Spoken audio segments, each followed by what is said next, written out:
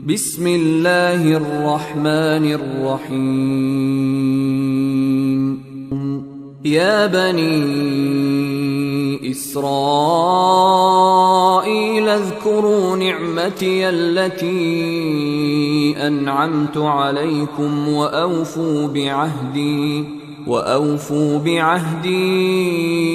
أوف بعهدكم وإياي فارهبون وآمنوا بما أنزلت مصدقا لما معكم ولا تكونوا أول كافر به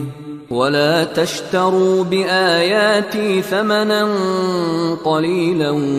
وإياي فاتقون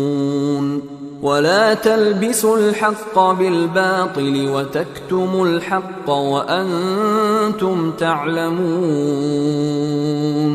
وأقيموا الصلاة وآتوا الزكاة واركعوا مع الراكعين أتأمرون الناس بالبر وتنسون أنفسكم وأنتم تتلون الكتاب أفلا تعقلون واستعينوا بالصبر والصلاة وإنها لكبيرة إلا على الخاشعين الذين يظنون أنهم